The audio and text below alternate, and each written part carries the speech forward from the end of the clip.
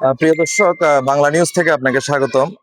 আমি আছি এই মুহূর্তে চট্টগ্রামের একটি প্রাথমিক বিদ্যালয় হাজী তফসির নসিম সরকারি প্রাথমিক বিদ্যালয়ের সামনে।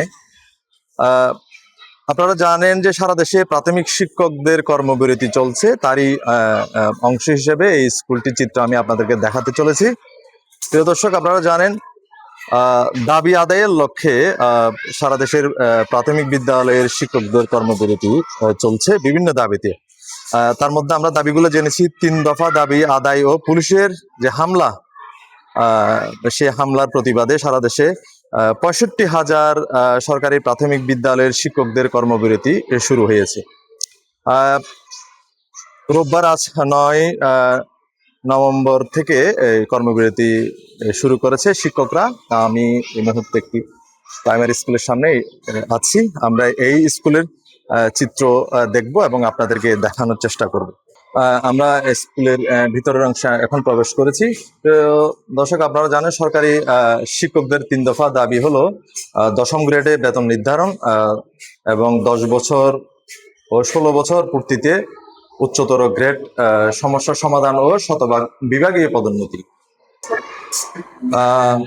এই দাবিগুলো নিয়ে দাবিগুলো নিয়ে কেন্দ্রীয় কর্মসূচির অংশ হিসেবে আজ সকাল থেকেই ঢাকার যে শহীদ মিনারে অবস্থান কর্মসূচি চলছে, তারই অংশ হিসেবে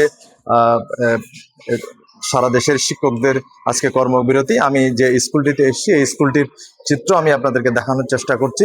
প্রথমে আমি একটি ক্লাসরুম আপনাদেরকে দেখানোর চেষ্টা করছি। এই ক্লাসরুমের চিত্র এটি। এখানে কোনো রকমের শিক্ষককে আমি দেখতে পাচ্ছি না।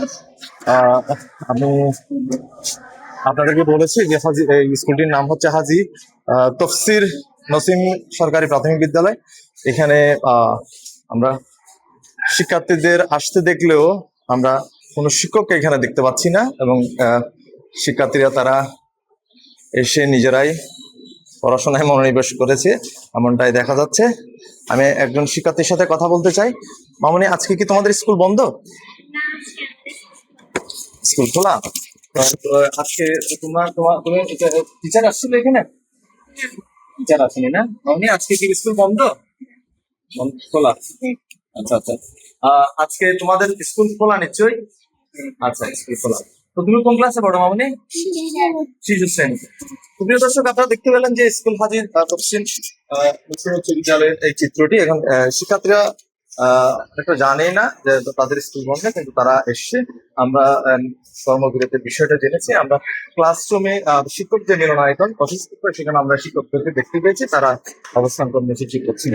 আমরা ওনাদের সাথে কথা বলার চেষ্টা করেছি। ওনারা বলেছেন যে তারা আপাতত কথা বলতে চাচ্ছেন না এবং এ বিষয়ে তাদের কোনো বক্তব্য দিতে অপারগতা প্রকাশ করেছেন।